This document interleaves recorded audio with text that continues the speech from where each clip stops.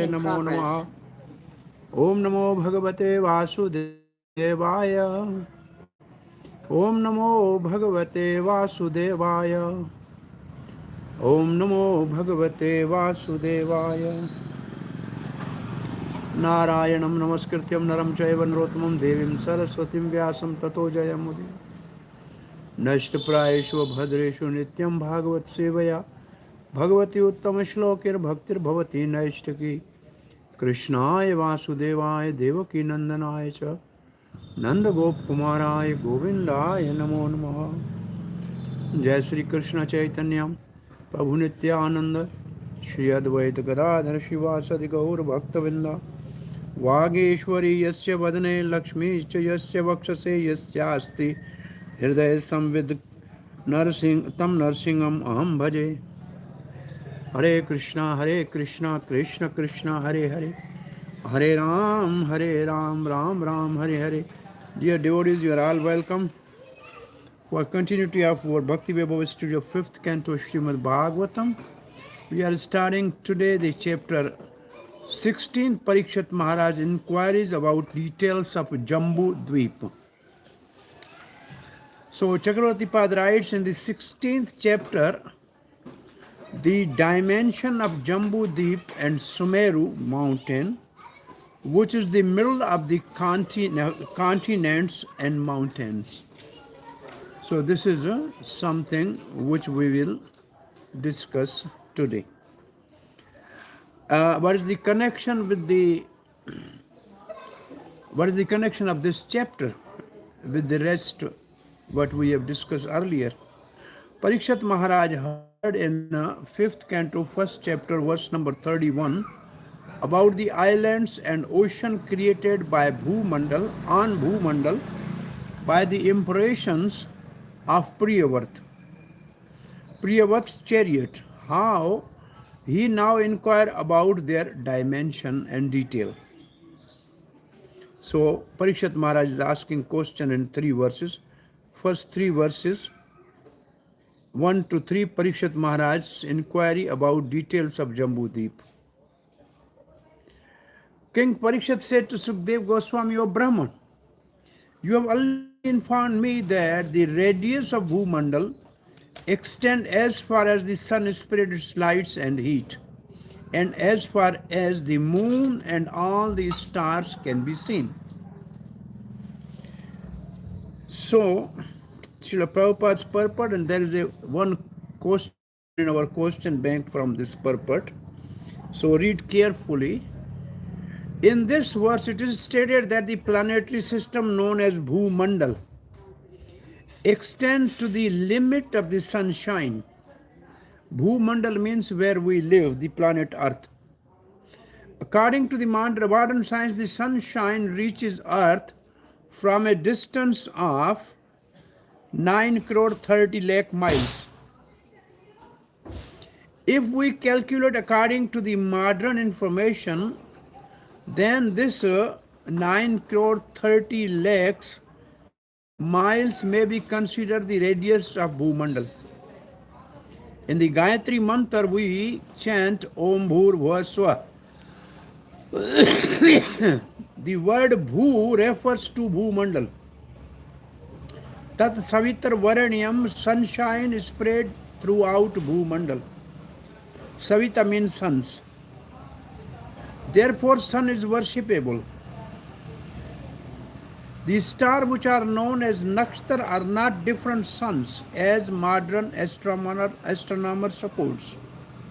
From Bhagavad Gita 10:21, we understand that these stars are similar to moon. Nakshranam aham sashi. Nakshtra means star, sashi means moon. Like the moon, the star reflects sunshine. Apart from our modern distinguished estimation of where the planetary system are located, we can understand that the sky and its various places were studied long before Srimad Bhagavatam was compiled. Sukdev Goswami explained the location of planets, and this indicates that the information was known long before Sukdev Goswami related to Maharaj Parikshit. The location of the various planetary systems was not unknown to the sages who flourished in the Vedic age. So what is the question now? Read the question in our question bank. First verse.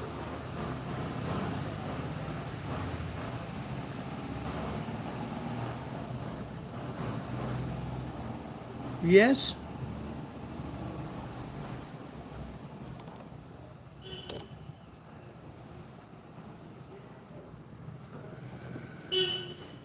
Hare Krishna. It says summarize the philosophical basis as well as the practical preaching point Srila Prabhupada makes in his purport to this verse. So now we have read purports. What are the philosophical points and what is the first line? So what is the summarize the philosophical basis as well as the practical preaching point? Of philosophical basis and practical points. Okay, now we have read this purport. Come up with some answer. What are the philosophical point and what is the practical preaching application?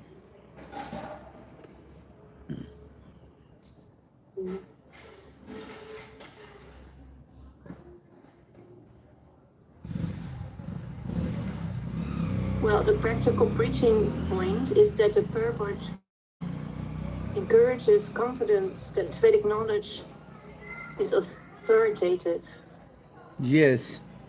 Even before Bhagvatam, it was known to the sages of the bygone days, which are in Vedic literature, as Sukdev Goswami is explaining. So this is a philosophical point, okay? So that we have to have faith in the instructions of the bona fide spiritual authorities. Okay. And what are the philosophical points? This is a practical preaching application. Well, the entire... sorry. Yes? Sorry, Mantri. I just wanted to share that one philosophical point is that what modern science discovers later, Vedas already contain that knowledge. So we need to, some things that are beyond our perception, we should rely on shastras for that and not try to experiment, because it will waste a lot of time for us, and we should just trust the Vedas, trust the shastras. Okay. Something more will come in the upcoming purports about these things Srila Prabhupada speaks. Okay. What is philosophical points? That Sabitur Varanyan established that the sun is worshipable because it illuminates and sustains Bhumandala. Sun is worshipable because of the Gayatri Mantra, and Gayatri Mantra teaches about the light of the sun is spread over the planet Earth, and the time it takes is the radius of the Earth, and it is some 9 crore 30 lakhs, whatever you say, 93 million or whatever it is. The stars are not independent suns. They are similar to this is the main point Prabhupada is making. Again, he will make is like moon is a star, and the other star which modern science think they are moons, they are not. No, they think they are sun, they are not suns. And the difference between the sun and the star, the star is that star reflect the light of sun, like moon reflect the light of sun.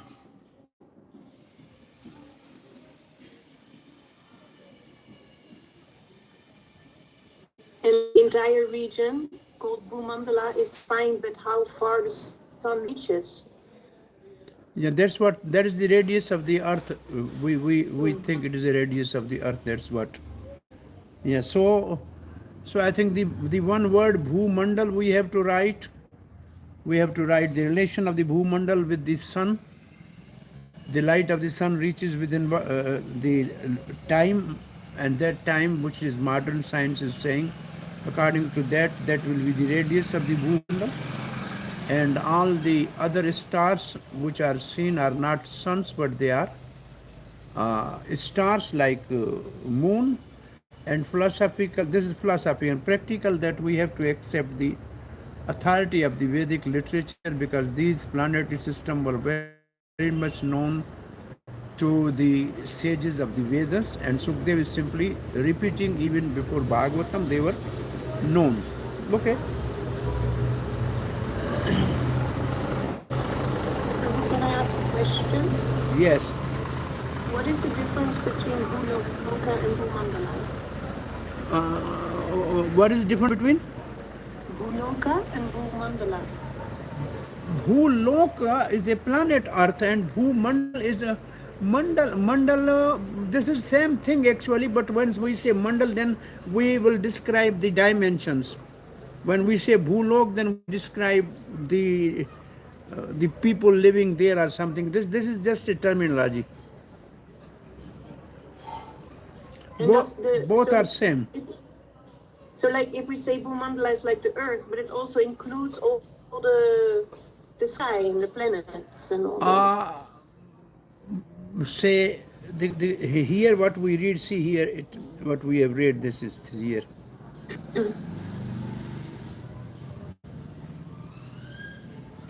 The radius of the Bhumandal, it doesn't say rest. Radius of the Bhumandal, as far as sun spread the light and heat, Okay.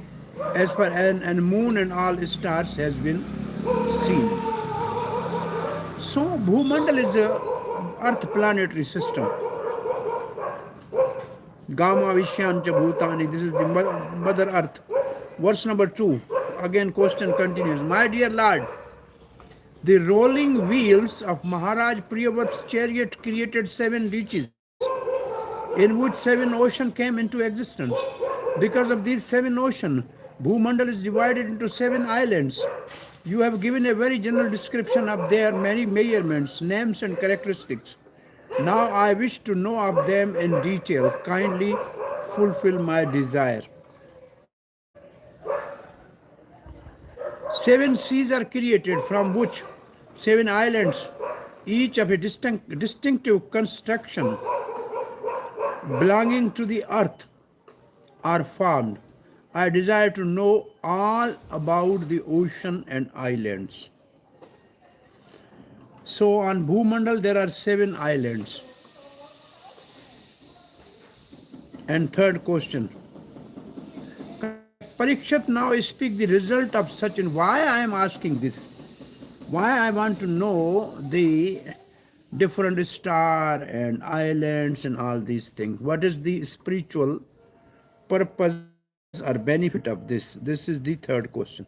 When the mind is fixed on Supreme Personality of Godhead in its external features, made up of material modes of nature, which means material world,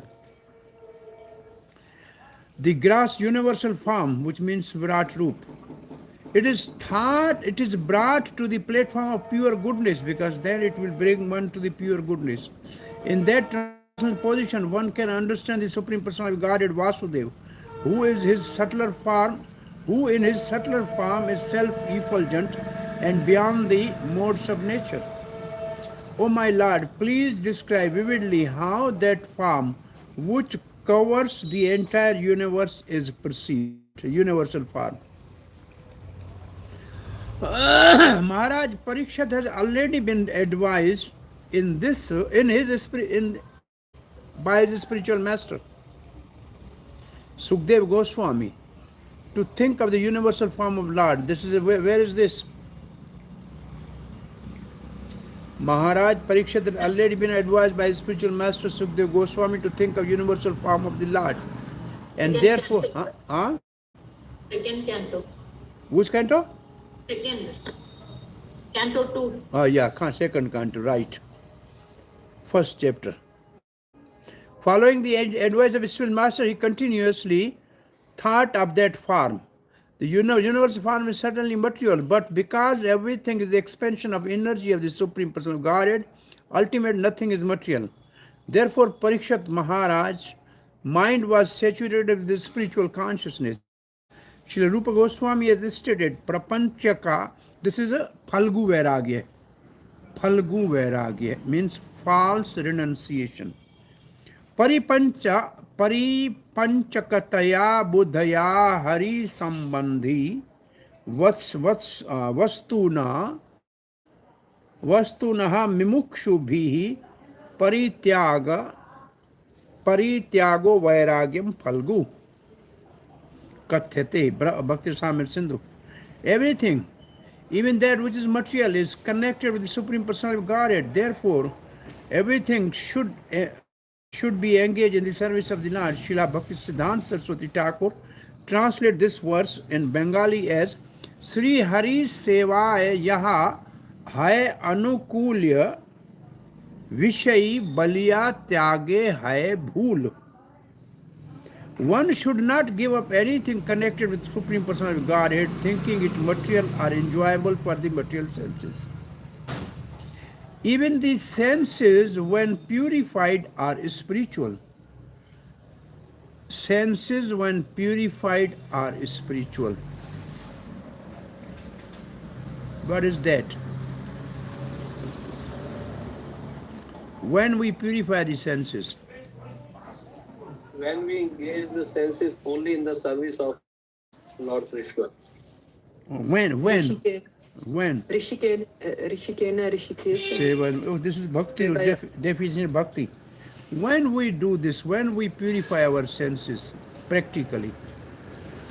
When we do morning sadhana, practical services, our morning program, all these things are purifying our senses. Have you heard the word bhut shuddhi? Yes. There's a bhut shuddhi mantra, particularly before going into the DD room for worshipping the transcendental Archa Vigra. The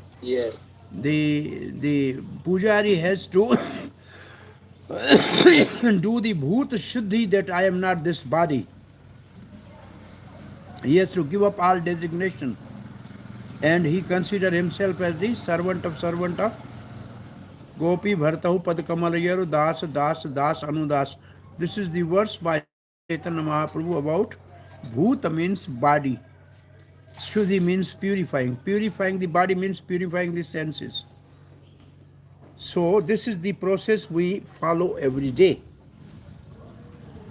When Maharaj Parikshit was thinking of universal form of the Lord, his mind was certainly situated on the transcendental form.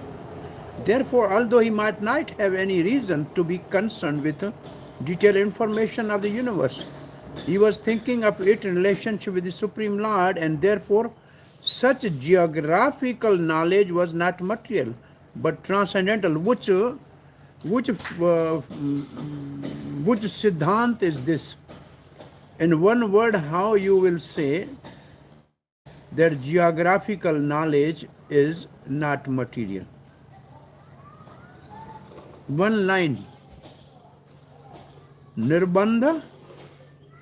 Krishna Sambandhe. Nirbandha Krishna Sambandhe. Anything which has a connection with Krishna, that is transcendental. So we don't dissociate with that. Nirbandha means dissociate. And Nirbandha Krishna Sambandhe.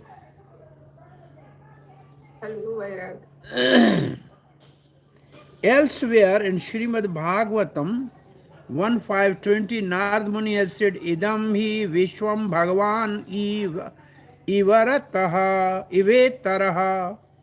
The entire universe is also Supreme Personality of Godhead, although it appears different from him.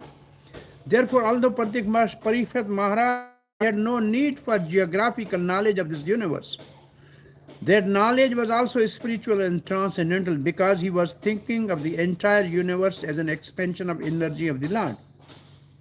In our preaching work also, we deal with so much property and money, and so many books bought and sold. But because these dealings are all pertain to the Krishna conscious movement. They should never be considered material. That one is absorbed in thought of such management does not mean that he is outside of Krishna consciousness. If one rigidly observes the regular principle of chanting 16 rounds of Mahamantra every day, is dealing with the material world for the sake of spreading Krishna consciousness movement are not different from the spiritual cultivation of Krishna consciousness. So this is practical application in this purport. So this should go into the Krishna consciousness, practical application of Krishna consciousness for the devotees. Now Chakravarti Pada has a good... Hare Krishna. Yes. Can I ask one question? Yes. Prabhuji, sometimes when we oftenly discuss about this management in ISKCON, and we say that without sadhana, management is not up to the actually management in devotional service. So how we can understand, although that management and everything is done for ISKCON temples only. In this purport, there is only one thing Srila Prabhupada said. If the devotee properly chants 16 rounds, then all his dealing for preaching in material world are part of Krishna consciousness. But if somebody is not chanting 16 rounds and it's very good in management and everything, then he is useless for the spiritual purpose. He may be a material management. He may be a material manager. Therefore, one of the Srila Prabhupada disciples used to say, we can hire managers, but we cannot hire preachers.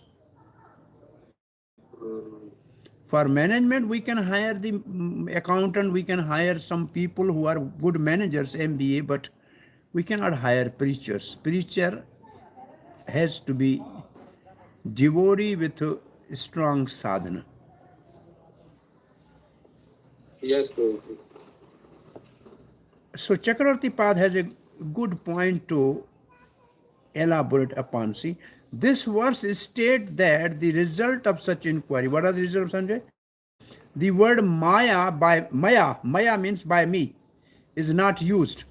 It means Parikshit has not used maya, means I am not going to meditate on universal form. See, the word maya by me is not used. Parikshit does not say by fixing my mind on Lord's grasp on.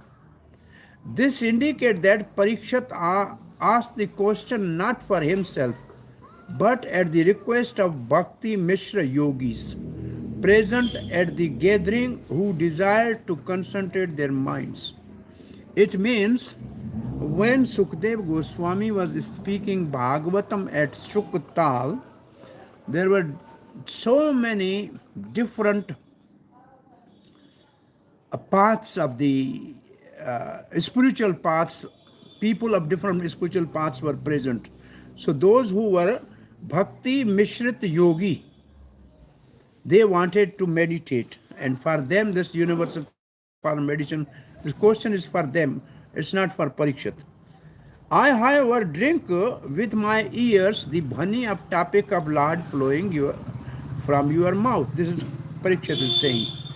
That is my way of attaining Lord. The phrase Bhagavato Gunamaya Sthula Rupaha indicate that the gross form of universal made of guna belong to Lord, using the possessive case like Bhagavataha. It is thus different from the Lord. The word in the phrase agune api sukshamtama atma jyoti pare brahmani bhagavati are all in the same case, indicating their equivalence. Bhagavan is Brahm, the light of the soul, the finest, beyond the guna. This indicates that Lord is beyond guna or guru. This indicates that because you are guru of all sages, you should explain this. So like Arjuna was already Krishna's devotee, but only he asked most of these questions for the people who may have a different concept, they should hear the conclusive words of Krishna. Same thing in a universal form in Bhagavad Gita. So Krishna was completely believing in, so Arjuna was believing in Krishna, but he asked this question for the future that people should not, claim themselves the incarnation and we fool the people, so they must show universal form. So this is a criteria Arjuna wanted for the future. See, this is what we already read in Bhagavad Gita, right? Now from verse number 4 to 10, Jambu Dweep is only one island. There are 6 more. There is only one island, Jambu Dweep. And this Jambu Dweep is surrounded by the salty water ocean. Salty water ocean, Jambu Dweep. The other islands are surrounded by the different liquids. Some ghee, some has the clarified butter, and some have sugarcane juice, some have yogurt. So it's very difficult to believe, right? People won't believe this. What you will say? What you will say?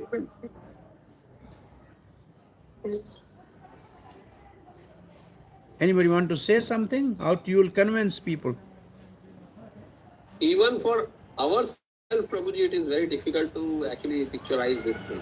My usual in public preaching, I ask them one thing: do you believe there is a salty ocean? What is your answer? Yes. You have seen this. So who put this salt in the ocean? You, government, or somebody else? What is the answer? We don't know. God has made. We make salt out of salty water. It's not that we put salt. We take salt from the ocean. So one who can put salt, why he can't pull sugar? If you have not done this, somebody has done this. Somebody can put salt, he can put ghee also. Why you don't believe this? This is a common sense I use in preaching. Great logic, Prabhuji.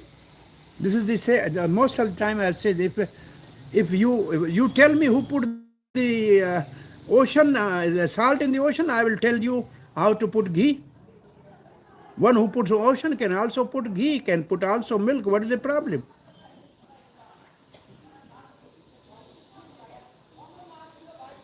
I mean, this is a logic. If you believe one thing, then you have to believe all. Then, Prabhu, somebody might ask why we can't see the milk ocean. Because because it is not in your planet. You cannot see what is on the sun planet. There's a wife of sun god living there. Her name is Chaya, and the other wife's name is Sangya. You cannot see that because you are not there. I'm just telling you one story. Indra made the abhishek of Krishna after lifting Govardhan hill with Surabhi gayas milk at Govind Kund, right? So Govind Kund is a milk of the ocean because abhishek was done with Surabhi gayas milk. But when we go to the Govind Kund, we see the water which has a green algae and fungus on that. So there was one Gaudiya Baba. He was living at the bank of Govind Kund, and some young practitioner also came. He was living next to him, and every day after Govardhan Parikrama, he used to beg some food as madhukari from somebody and eat. He found that the old Baba is not going for begging and neither is cooking. So what he is eating? So he one day asked, Baba, what do you eat? He said, there's a milk ocean. Govind Kund, when I am hungry, I go and drink the milk and that's all. He said, this is a water, even to take bath is very horrible. How is milk? He said, this is the vision. If you have vision, you can see. So that was a elevated Vaishnava. For a while he He blessed him. He saw, oh, this is a milk ocean. Actually, this whole this Govind Kund is a kund of milk of Surabhi cow.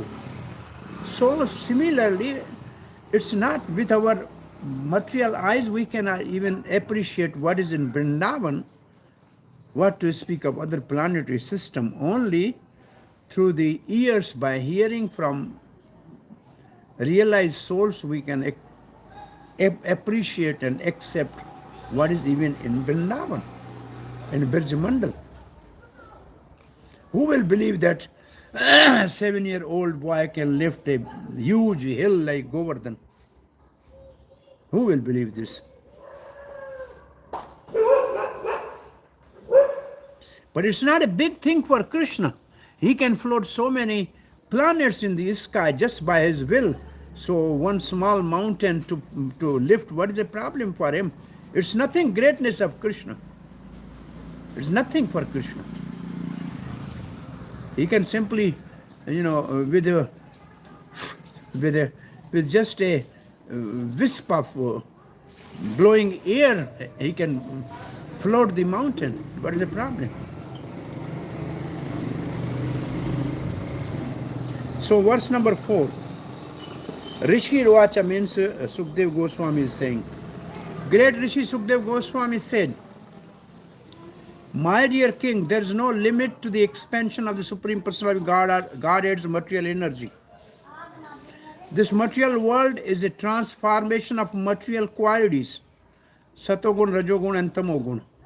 Yet no one could possibly explain it perfectly, even in the lifetime, as long as that of Brahma.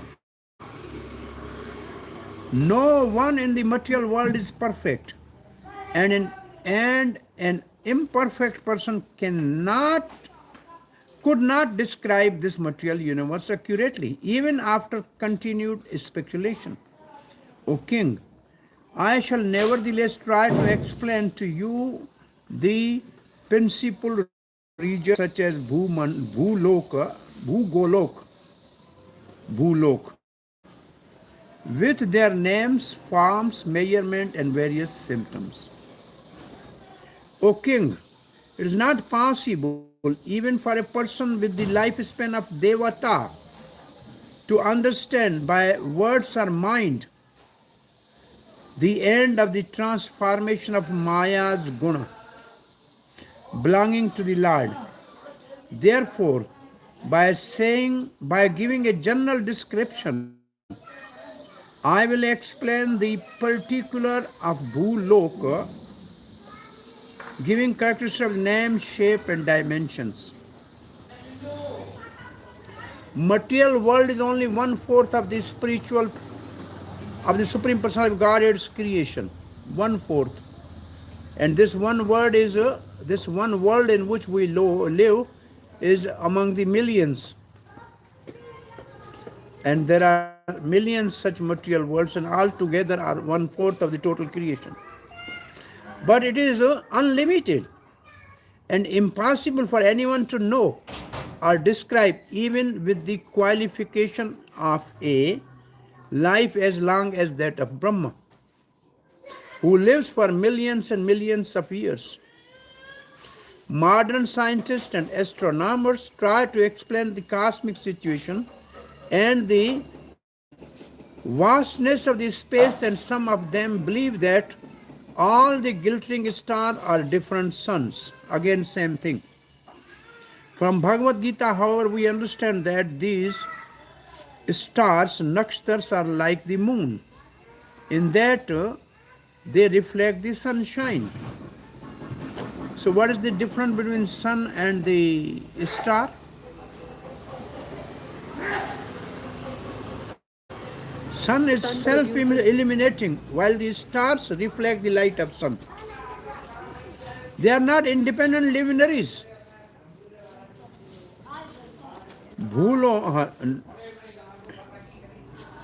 Bhulok is explained to be that portion of outer space through which the heat and light of the sun extend. It means Bhulok extend from earth where we live to the all space, all which is pervaded by light and heat of the sun. Therefore, it is natural to conclude that this universe extends in space as far as we can see and encompass the glittering stars. So, all these stars, what we see in the light of the sun, a reflection of the light of sun, is a space of the Bhulok, a dimension of Bhulok. Sri Sukdev Goswami admitted that to give full details of their expansive material universe would be impossible. But nevertheless, he wanted to give the king as much knowledge as he had received through Parampara system. We should conclude that if one cannot comprehend the material expansion of the Supreme Personality of Godhead, one certainly cannot estimate the expansion of the spiritual world. In a Brahma Santa confirmed this, Advaitam Achyuttamaradhim Anantarupam, Advayam Puranam, Purusham Navayovanam Cha. The limits of the expansion of the Govind, the Supreme Personality of Godhead, cannot be estimated by anyone, even a person as perfect as Brahma, not to speak of a tiny scientist whose senses and instruments are all imperfect and who cannot give us information even this one universe. We should therefore be satisfied with the information obtained from Vedic sources, as is spoken by authorities like Sukdev Goswami.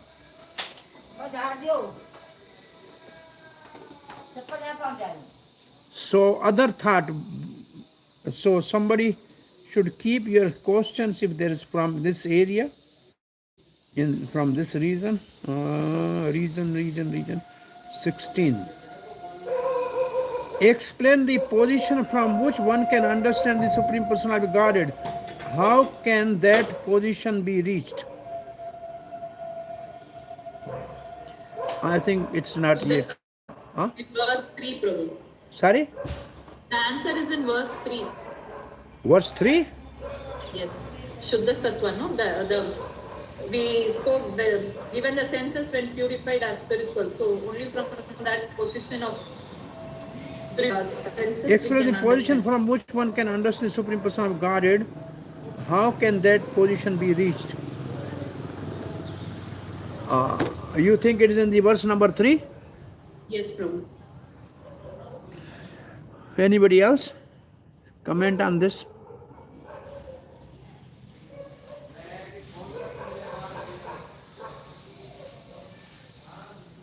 Yes, it's in verse 3. A few points in verse 3. Following the advice of the spiritual master. Yes, Mataji. Understanding that everything is connected with the Lord.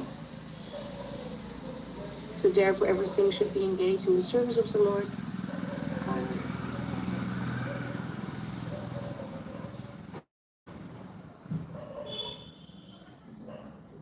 And even the senses, when purified, are spiritual. Yeah. Hare Krishna, even verse number 10 also there is some mention about our experimental knowledge can neither verify nor disprove the statements of Srimad Bhagavatam. We should simply hear these statements from the authorities.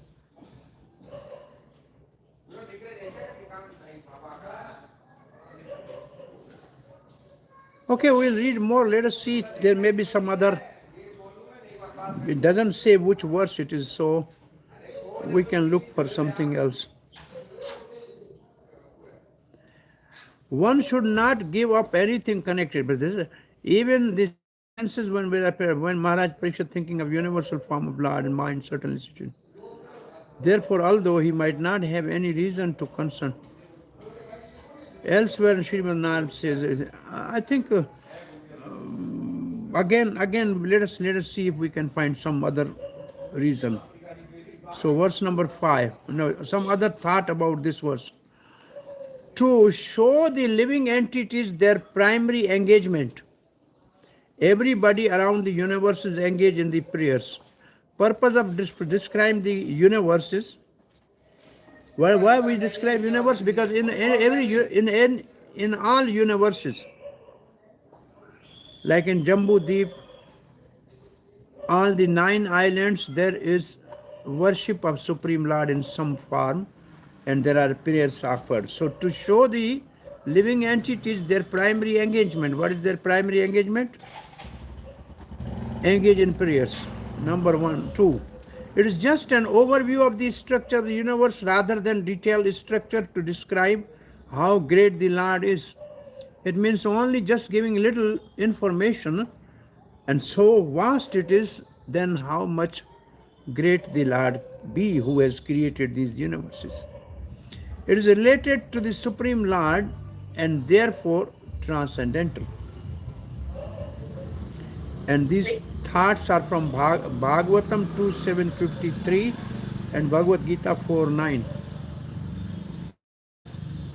Now, Yes. sorry for distracting you. Like that question, second question, the answer is in the text translation of text 3 itself. In that transcendental position, one can understand the Supreme Personality of Godhead Vasudeva, who is in the subtler form.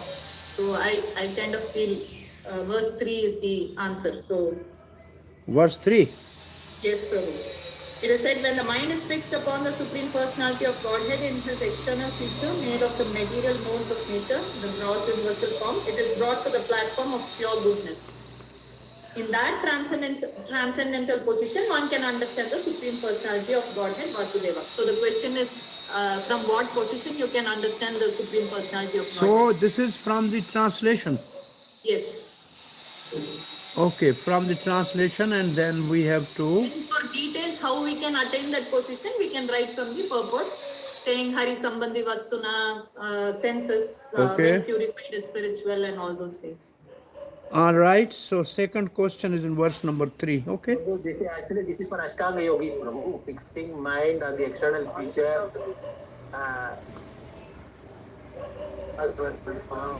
then bringing it to the pure. Okay, we are continuing. We'll see. The planet system known as Bhumandal resembles the lotus flower,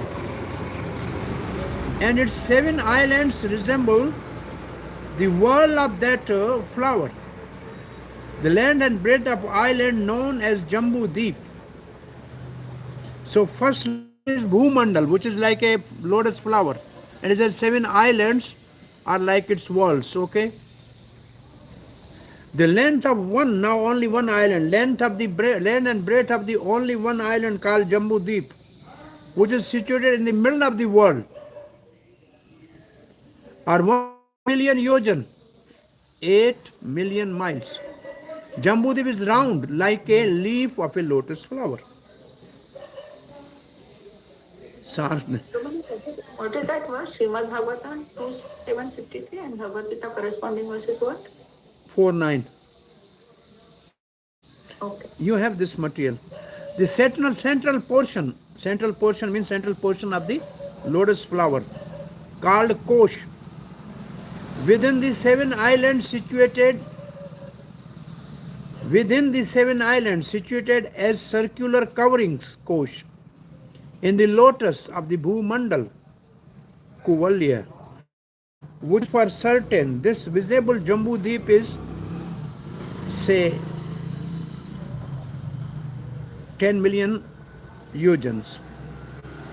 1 million. 1 million yojans. 1 million yojan. Okay. 1 lakh. So here is some picture. Right now, you can see in this picture, Kuru Varsha. 1 verse is Kuru Varsha. See, these are verses, huh? They are not. This is only one area. Jambu Deep is shown in this picture. We are seeing only Jambu Deep. In the center is Sumeru mountain. When it comes, I think same. Okay, these are verses. These are not islands. Verse number 6. In Jambu Deep, there are 9 divisions of land. each with a length of 9,000 yojan, 72,000 miles. There are 8 mountains that mark the boundaries of these divisions and separate them nicely. Purport. Srila Vishwanath Chakravarti Thakur gives the following quotation from Vayu Puran, wherein the location of the various mountains beginning with Himalaya are described, but everything is in Sanskrit. Explanation is in Chakravarti Pad's purport. The mountain range include Himalaya. The farm is described in Vayu Puran. The two verses, out of the 9, 2 verses on north, 2 on north, 2 on south, are bow-shaped. 4 other verses are long. So 4 and 4 are 8. And the last 9 is square. 11th verse is in the middle, it is square. So 4 are like bow, 4 are long, and 1 is square. The verse in the south, which are the verse in the south? Bharat verse, that is in the north. That in the north is Uttar Kuru. The 4 long verses are Kim Purusha, Hari Varsha, Ramyak Varsha, Hiranyamyani Varsha, Bhadra Varsha, and Ketumal Varsha are also spread like bow, bordered by Neel and Nishad mountain, ranges running horizontally and entering the sea. Their width is 9,000 yojan except for Ketumal and Bhadravash in the middle. Ilavarth is 9,000 yojan in all 4 directions from Meru, which has 16,000 yojan base. Ilavarth, Bhadra, and Ketumal are thus 34,000 yojan in width. Okay, this is the picture you see here. This whole is Jambu Deep. All around this water is salty water. Ocean. Now north, above is north. Kuru Varsha, Hiranamya Varsha, and Ramyak Varsha. And between these 3 verses, there are mountain Shringvan, mountain Sweta, and mountain Nil. Now south, Bharat Varsh outside, and then Kim Purush Varsh and Hari Varsh, and the 2 mountains, Mount Hemkut and Mount Himalaya. So we are on the other side of the Himalaya. Now the 2 other Varsh which are on the east and west, Bhadra Varsh is on the east and Ketumal Varsh is on the west. And in the middle is Ilavarth Varsh. And the square in the middle is Sumeru mountain, which is like a pivot of all. Okay? May I ask a question? Yes. Are these like parallel dimensions? Parallel? You are disconnected? No. Are they like parallel dimensions? What are mentioned? The varshas, are they like parallel Right. dimensions? Varshas means the tract of land. Jambudik is a one island. In this one island, there are 9 different tract of land. And their location and their separation and their dimensions are given. Like Kuru Varsh, length into width, 41.5 into 9,000 yojan. And Shringvan mountain, the length, breadth into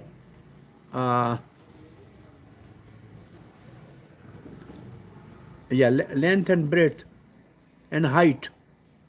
But Bharatvarsha is our world. Out of all these verses, only presently visible verse for us is Bharat.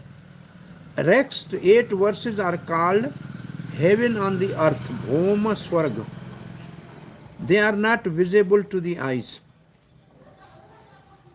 for us. But who lives in these verses? These people who come back from the heaven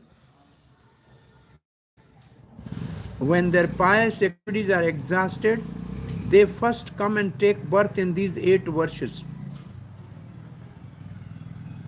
And they live there for 10,000 years without disease, without any problem, anxiety.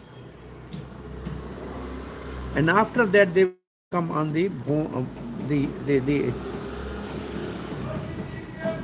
Bharat verse or something like that. This will come in upcoming verses. So you see in this diagram, verses dimensions are given, which mountains are separating them. These are structures you can study when you have a time. Verse number 7. Amidst these divisions and verses is the verse named Ilavarth, which is in the middle, which is situated in the middle of the world of the lotus. Within Ilavarth verse is Sumeru mountain, which is made of gold. Sumeru mountain is like a pericap of the lotus-like Bhumandal planetary system. The mountain's height is as same as the width of the Jambu Deep. So width of the Jambu Deep is the height of the mountain, Sumeru. Or in other words, 1 million yojan. Of that, 16,000 yojan are within the earth. It means they are below the level of earth, sea. And therefore the mountain's height above earth is only 84,000 yojan. And mountain's width is 32,000 yojan at its summit and 16,000 yojan at its base.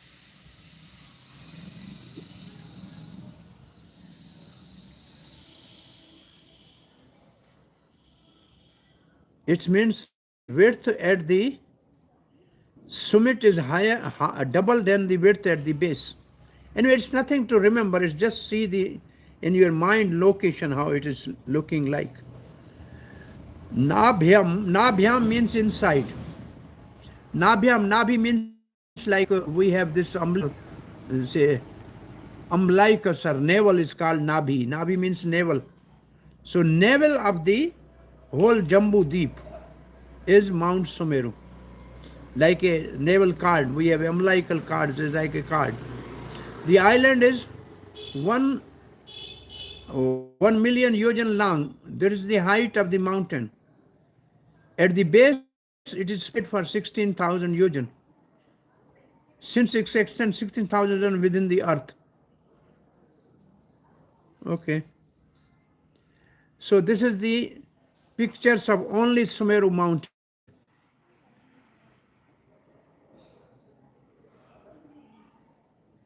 So Sumeru mountain, something is on the top above the earth and something below the earth.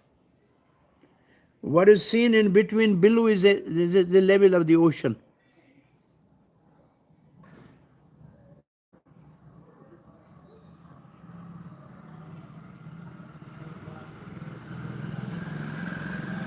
And there are some mountains around Jambu Deep that will come in the next description. So this is Sumeru, middle of the 11th verse. Height is 1.1 million or something. 32,000 is on the top and the below is narrow, half of that.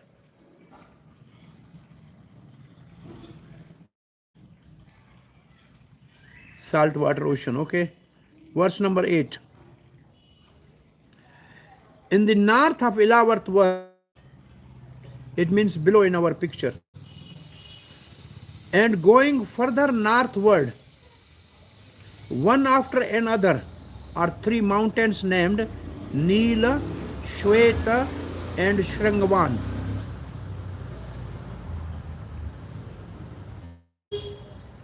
These marks the borders of the three Varshas named Ramyak, Hiranyama, and Kuru. Separated from one another. The width of these mountains is 2,000 yojan. Lengthwise, they extend east and west to the beaches of the ocean of the salt water. Going from south and north, the length of each mountain is 1/10 of that of the previous mountain, but the height of them all is same. Srila Prabhupada, in this regard, Madhu Acharya quote the following verse from Brahmand Purana. It appears from these verses that, aside from sun and moon, there is an invisible planet called Rahu. The movement of the Rahu caused both solar and lunar eclipses. We suggest that the modern expedition attempting to reach the moon are mistakenly going to Rahu.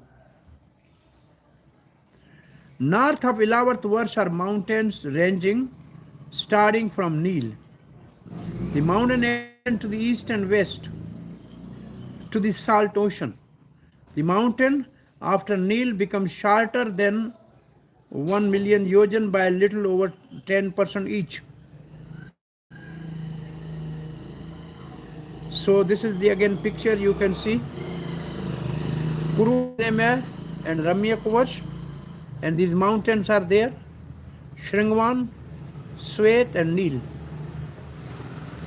And the square in the middle, the round in the middle, this is a Sumeru mountain. These are different four mountains we will come across. There are lakes, there are gardens, this is in this area. And this is one mountain, northward, these are northward. They are southward. And this is east and this is west.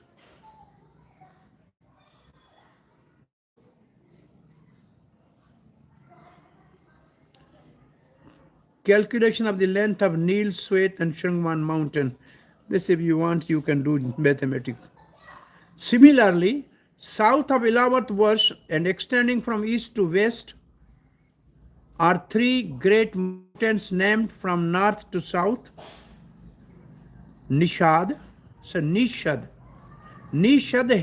and Himalaya. Each of them is 10,000 yojan high.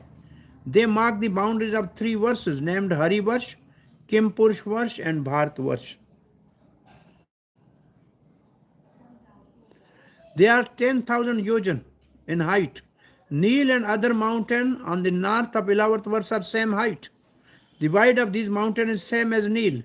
They mark the boundaries respectively of the Varshas.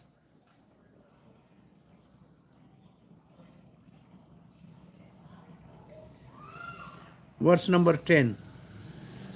In the same way, west and east of the 11th verse are two great mountains named Malyavan and Gandhamadan, respectively. These two minor mountains, which are 2,000 yojan high, extend as far as Nil mountain in the north and Nishad in the south. They indicate the border of 11th verse and also verse known as Ketumal and Bhadra.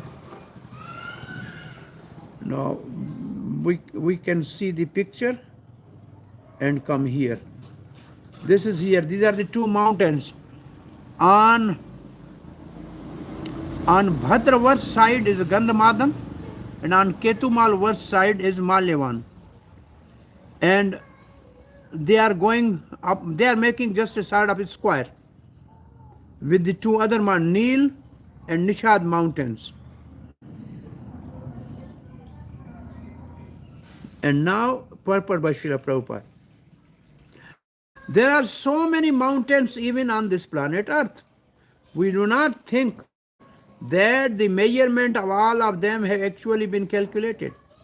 While passing over the mountain region from Mexico to Caucasus, we actually saw so many mountains that we doubt whether their height, length, and breadth have been properly measured. Therefore, as indicated in Srimad Bhagavatam by Sukadeva Goswami, we should not try to comprehend the greater mountainous areas of the universe merely by our calculation.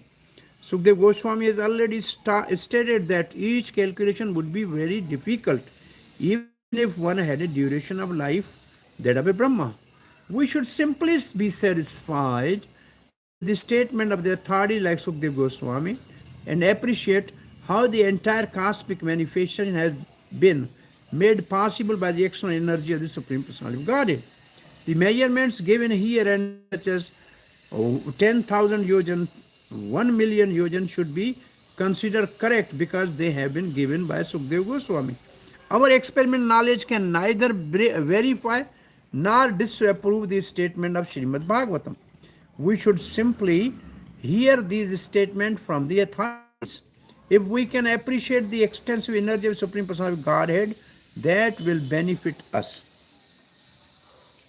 Somebody says, where is the center of the earth? And one gentleman just put a, said, this is the center of the earth. He said, how can you say? He said, go and measure. Go and measure. Who will measure? So Srila Prabhupada is saying, even the mountain on this planet are not measured. What to speak of these mountains? So we should simply accept it. In the west, Aparena, and east direction extend in the length of Nil to the north and Nisha the south, there are 34,000 yojan in length. In the line from south to north, Bharat, Kimpush, Harivarsh are 72,000 yojan in total, 9,000 each in white. Mountain Himalaya, Hemkut and Nishad each 2,000 yojan make 6,000 yojan in total. Sumeru and Elavat are 34,000. Ramyak, Hiranyamya and Kuru are 27,000 yojan in total. Nil, Swet, Shrang are at the total. Now, measuring from east to west, Bhadravarsh is 31,000 yojan. Sumeru and Elavat are 34,000 and Ketumal is 31. The Gandhamadan and Malayan mountain are 4,000 yojan. The total across is 1 million yojan. Anyway, this is all figures. Connection 11 to 19 verses. Now we are going to describe the description of Ilavarth verse and mind Sumeru 11 to 29. Connection with previous verse. After describing division of Jambu Deep, each verse is explained in detail. Verse number 11. On the fourth side of great mountain, known as Sumeru, are four mountains, Mandra, Meru Mandar, Suprashva, and Kumud, which are like its belt. The length and height of these mountains is calculated to be 10,000 yojans. The length, Vistara, and height of the supporting mountains is 10,000 yojan. Since they act as support of Meru in the center, the mountain on the east and west side of Meru run south and north in length, and the mountain on north and south run east and west. Each mountain was 10,000 yojan wide. Ilavarth would. Now this is something you meditate. Ilavarth verse. Now Chakravarti Pad said, if each mountain is 10,000 yojan wide, Ilavarth verse would disappear since it is only 9,000 yojan on either side of the Meru. This would contradict the description in Srimad Bhagavatam 15, 16, 16, stating that juice cascade from the Mandra mountain in waterfall and becomes river called Arunoda, which flow pleasantly through eastern side of Ilavarth. Here means length. They spread out in 4 directions, Chaturdisham. Now this is Mount Sumeru in the middle, and around this, these are the 4 mountains. 1, 2, 3, and 4.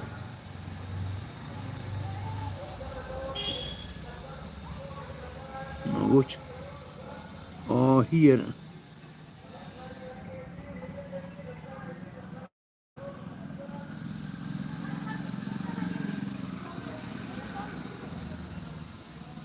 This is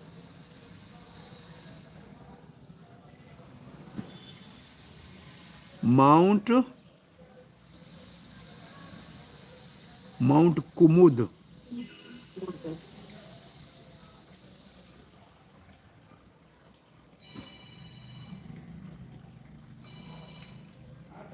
What we see is a middle square. This is square, this is square. This is 11th verse. And in the middle, this round is Mount Sumeru. Now what we are getting, these mountains already we have discussed. This mountain range, this mountain range, this mountain range, and this we have discussed. Now we have these 4 mountains. This is what we are discussing. But the language says they are like around this. These are also some mountains. 2 on each side. Say 8. These are also 8 mountains.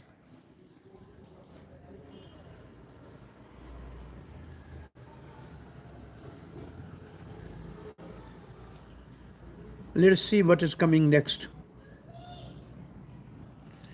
Standing like flag stop on the mountain summit of these 4 mountains are mango trees, a rose apple tree, a kadamba tree, and a banyan tree. These trees are calculated to have a width of 100 yojan and height of 1100 yojans. Their branches also spread to radius of 11,000 yojan. Their height is over the 1,000, means 11. Okay, these are the trees. This is one tree here, one tree here, one tree here. These are the 4 mountains, and these are the trees. Now from the trees, the fruits, comes the juices, and they form the rivers that we'll see. So this is one of the rivers. But we'll see the 4 rivers. This is yellow is another river. This yellow is another river. And this is another river. So we'll see this. Verse 13 and 14. O Maharaj Parikshit, the best of the Bharat landscape, between these 4 mountains are 4 huge lakes. The water of first tastes like milk, the water of the second like honey, and the third like sugarcane juice, and the fourth like is filled with the pure water. The celestial beings such as Siddhas, Charana, and Gandharva, who are also known as demigods, they are semi-gods, enjoy the facility of these 4 lakes. Consequently, they have the natural perfection of mystic yoga, these people, such as power to become smaller than smallest and greater than greatest. There are also 4 celestial gardens named Nanda, Chitraratha, Vaibharajaka, and Sarvotabhadra. So, here are these, okay, in this picture,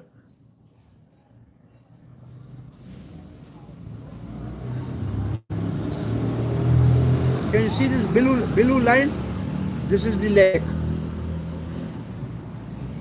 This is the lake. So this is the lake, and this green part, this is the next. They will say there are gardens. This is a garden.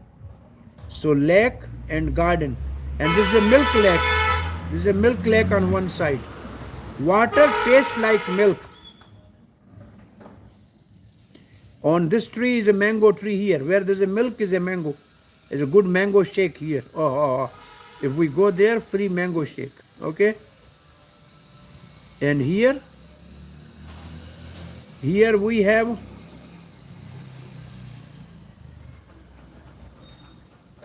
which lake is this? Pure water lake.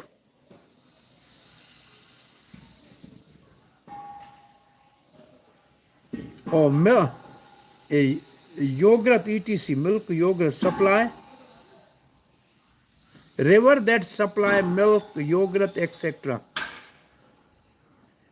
So sweet water lake. Banyan tree here, banyan tree.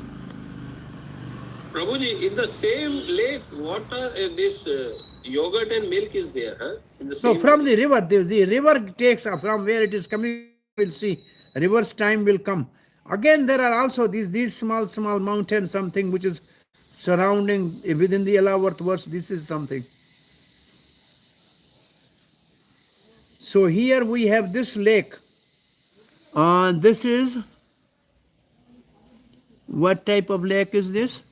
Sugarcane juice. Sugarcane juice, okay, sugarcane juice. Right. And what is this tree? Kadamba. Kadamba tree, all right. So now here only we have left with this one tree. Rose apple. Which one is this?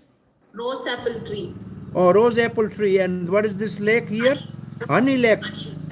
Okay. So we are happy at least relishing all these different tastes of the Jambu. The only 11th verse, but never go there. Girls can go, but the boys cannot go.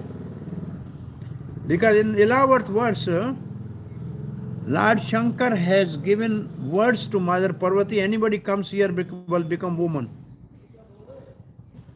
If any male goes there, he becomes woman. Any male animal goes, it becomes she animal. So you can go, ladies, but we cannot go.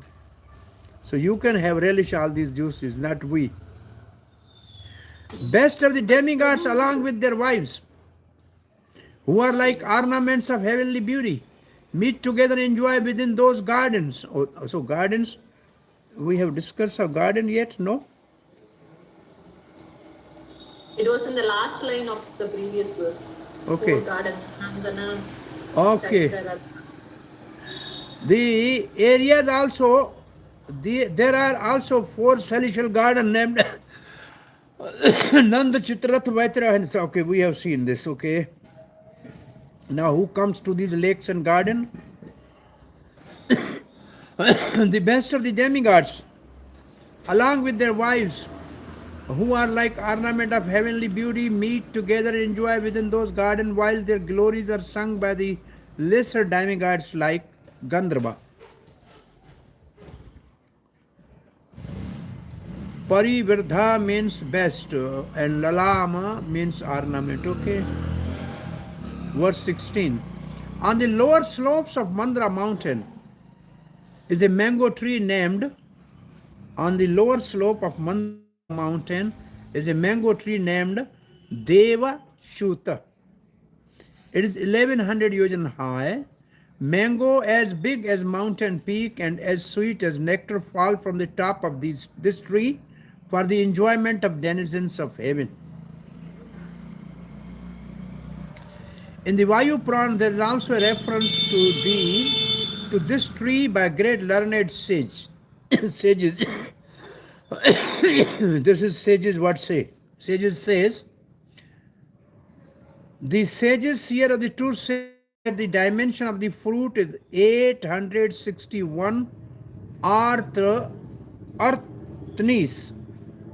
means 861 into 1.5 feet. Arthni is 1.5 foot. Now, here we have these gardens. Oh, here we are in mango tree. This is our mango tree. Devacham mango tree.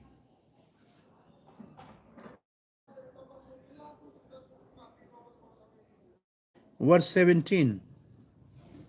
When all those solid fruits fall from such a height They break, and the sweet, fragrant juices within these flow out and becomes increasingly more fragrant as it mixes with other scents.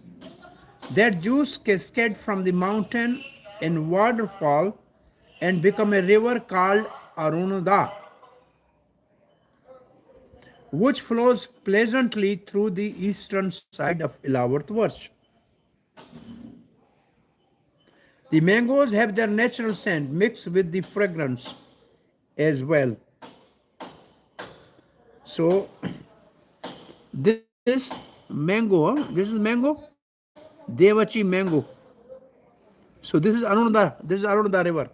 This one.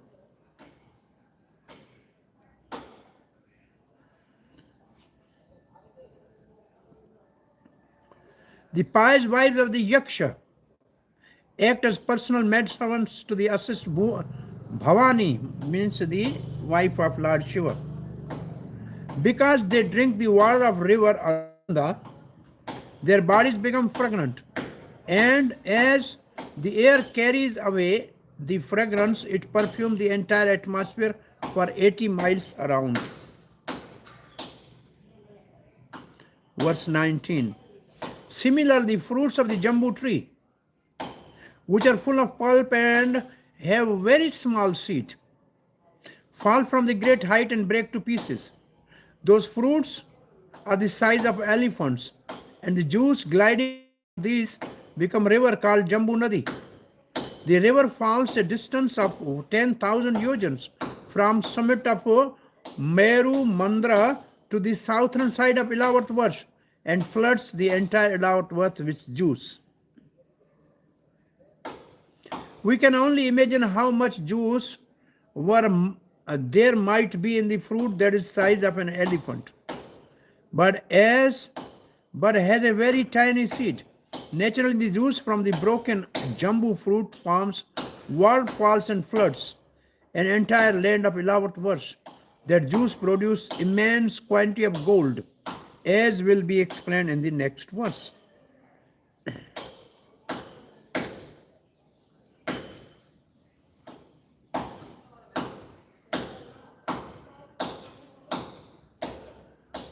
So where are we? This is our river, I think, on this side. Here is the Jambu pool. South, so down. Oh, so this one?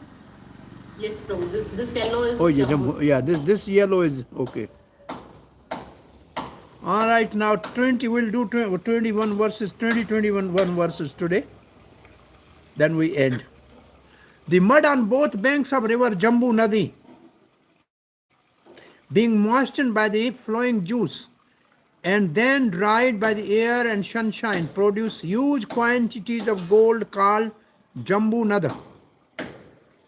The denizens of the heaven use this gold for various kinds of ornaments. Therefore, all these inhabitants of heavenly planets and their youthful wives are fully decorated with golden ailments, bangles, and bells, and thus they enjoy life. This purport has one question. By the arrangement of the Supreme Person of Godhead, the river on some planets produce gold on their banks. The poor inhabitant of this earth, because of their incomplete knowledge, are captivated by the so-called Bhagavan, who can produce a small quantity of gold. However, it is understood that in the higher planetary system in this material world, the mud on the banks of the Jambu Nadi mixed with Jambu juice reacts with the sunshine and air and automatically produce huge quantities of gold. Thus, the men and women are decorated there by various golden ornaments, and they look very nice. Unfortunately, on the earth, there is such a scarcity of gold that the governments of the world try to keep it in reserve and issue paper currency, because that currency is not backed up by gold. The paper they distribute as money is worthless. But nevertheless, the people of the earth are very proud of material advancement. In modern times, girls and ladies have ornaments made of plastic instead of gold, and plastic utensils are used instead of gold. Gold ones, yet people are very proud of their material wealth. Therefore, the people of this age are described as mandasu mandamatya, manda bhagya hi upadatta of the Supreme. Okay. In other words, they are extremely bad and slow to understand the opulence of Supreme Personality of Godhead. This is the one meaning of manda. Manda means slow. Extremely, they are slow in understanding the, okay,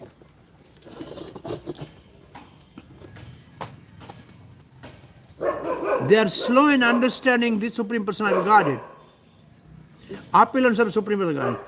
They have been described as Sumanda Matya because their conception are so crippled that they accept bluffer, who produce a little gold to be God. Because they have no gold in their possession, they are actually power started, and therefore they are considered unfortunate. Sometimes these unfortunate people want to be promoted to the heavenly planet to achieve fortune position, as described in this verse. But pure devotees of Lord are not at all interested in such opulence. Indeed, devotees sometimes compare the color of the gold to the bright gold in a stool. Sri Chaitanya Mahaprabhu thus instructed devotees not to be allured by the golden ornament and beautiful decorated woman. Na dhanam, na dhanam, na janam, na sundarim. A devotee should not be allured by the gold. Beautiful women are a prestige of having many followers. Sri Chaitanya Mahaprabhu therefore confidentially prayed, Mam janmani janmani ishwari bhavatad bhakti ahituki tvai. My Lord, please bless me with your devotional service. I do not want anything else. A devotee may pray to be delivered from the material world. That is his only aspiration. Ainanda tanuj kinkaram patitam mam vishmay bhavam budau kripaya tavapada pankaj stidhuli sadarsham vichintaya. The humble devotee simply prays to the Lord, kindly pick me up from the material world, which is full of varieties of material opulences, and keep me under the shelter of your lotus feet. Sri Narottam Das Thakur says, Ha ha Prabhu Nanda Sutta Varsha Bhanu Sutta Yutta Karuna Karai Bara Narottam Das Kahe Na Thela Ranga Rangi Paet Bina E Acha Amar. O my Lord, O son of Nand Maharaj, now you are standing before me. Your consort, the daughter of Vrishabhanu, Srimati Radharani, kindly accept me as the dust at your lotus feet. Please do not kick me away, for I have no other shelter. Similarly, Prabodhan and Saraswati indicate that the position of the demigod, who are decorated with golden helmets and other ornament, is not better than phantasmagoria. Traidasya pura akasha pushpayate. A devotee is never allured by such opulences. He simply aspired to become the dust of the lotus feet of the Lord. The mud of the entire bank mixed with the juice of jambu fruit become gold, called jambu nada. So we end it here for our today's class. What is the question from this question bank about this verse? How may we go beyond being entrapped by gold and other material allurements? So, answer is in this verse now. By praying that to be the dust at the lotus feet. How may we go beyond being entrapped by the gold and other material elements, okay, allurements? Just praying like Chaitanya Mahaprabhu. Prayers of Chaitanya Mahaprabhu, Prabodhan Saraswati and Narottam Das Thakur. Okay, I think we have done enough. Tomorrow we will finish our 6th chapter. How many more verses are left?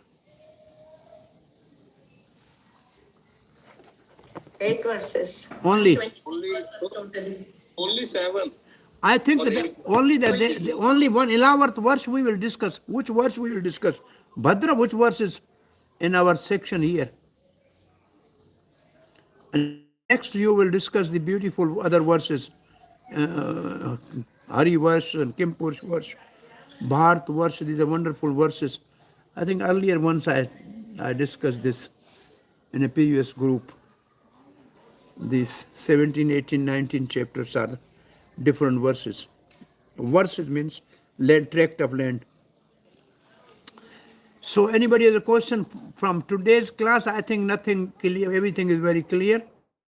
These dimensions are simply for knowledge, nothing more than that. And pictures are there just to fix in your mind how the things are there in Jambu Deep. We are living in Jambu Deep. Our address is Jambu Deep. Now, yesterday's, have somebody solved the questions from the chapter 14? Somebody has covered all the questions, or is some question remaining still?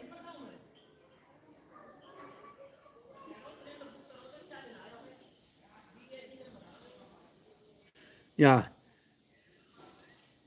So scientists, philosophers, economists, this is the Naradam. I think this is a very, this is a verse you can find out which verse is this. In which verse is the description of this question? You have not done this homework? Anybody has done? No? The scientist. Verse 27. 27 is the verse. Verse number 27. Yeah, scientists, philosophers. Why they are economists. called Naradama?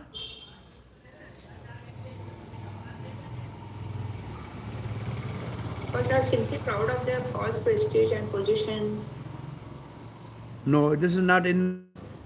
Also, to get released from the material, they become further embarrassed amidst the miserable condition. No. Because instead of in the human form to get released from the material bondage, they become further embarrassed amidst the miserable condition. They don't use the human form to get out of this material world. They don't have actual knowledge. They don't have actual knowledge. So what is the actual knowledge?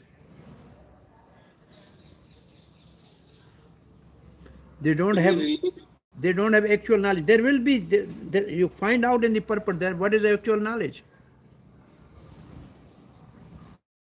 Actual knowledge is to know how to get relief from material condition and renovate their spiritual life of transcendental bliss and knowledge. So this is a real knowledge. They don't know this thing.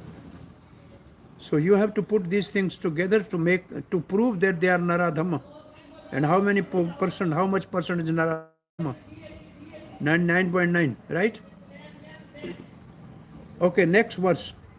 From which purport is this verse? What mentality does Srila Prabhupada offer as an alternative to the materialistic mentality of an enjoyer? Find out the verse. Prabhupada says, engage all these things in service of Krishna, rather than, because of your pious activities, you have some riches.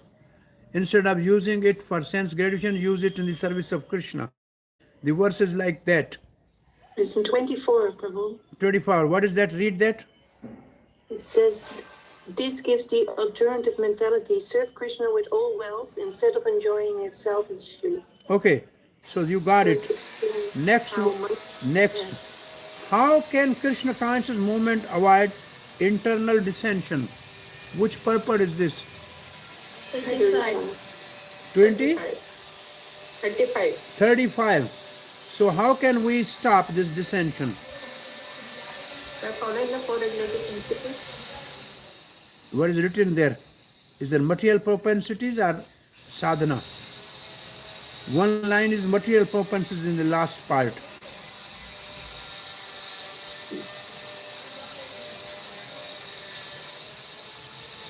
There are two sections. One section is, one part is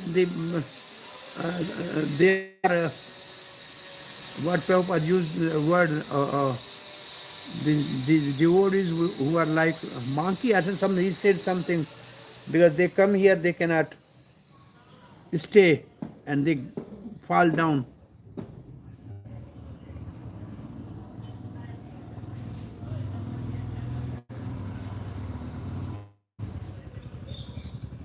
It cannot be only chanting, there should be something else.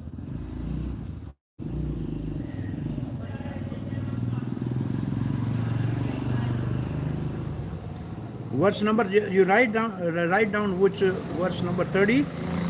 35? 35. So, what you get the answer?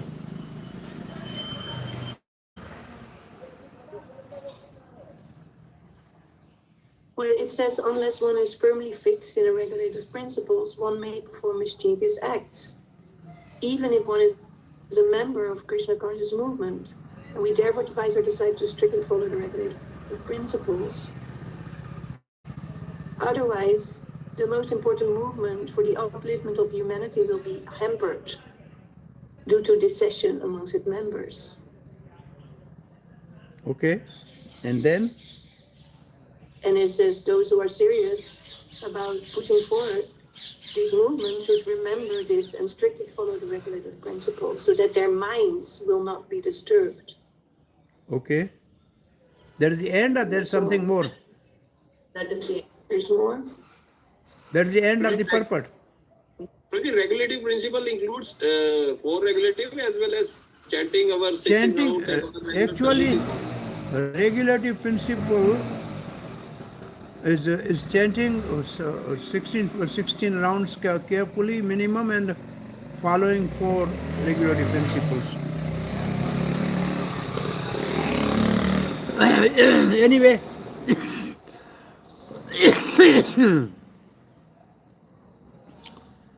so then there will be next purport where there's a material propensity, something is their word. Anybody remember that word?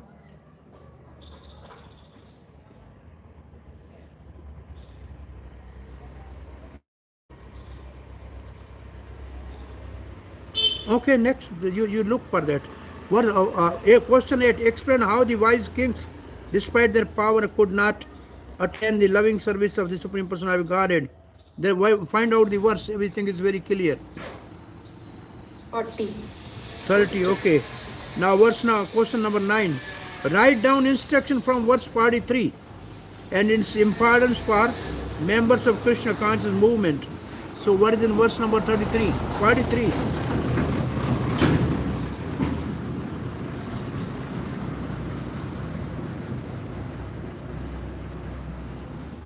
While Bharat Maharaj was prime of his life, he left everything and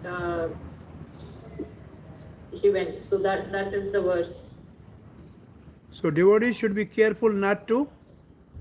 We should be attentive in our devotional service. We should not be inattentive. Neglect and was giving attention to the deer. So the purpose is that we should not be inattentive in our devotional service. And not to spoil our energy and waste time in useless talks or unnecessary activities. So you got it. The verse is there. You find out the answer. Now the last question we will discuss tomorrow. What are the contemporary people will not accept and how we tactfully preach that, right? You work out on these at least 3, 4 out of 3, 4, 5. You work on 3. Okay, tomorrow we'll finish. Krishna bless, Krishna willing. Thank you. Vancha kalpatrubhyascha kripa sindhubhya eva cha patitanam pavanebhyo vaishnavebhyo namo namaha. Yeah, next 3 chapters are very nice just for your prayers, night's prayers. And then it is difficult part, astronomy, this and that, the sun movement, the stars and all that. But the hell, the last chapter about the different hells, that and that is horrible. Thank you. Hare Krishna.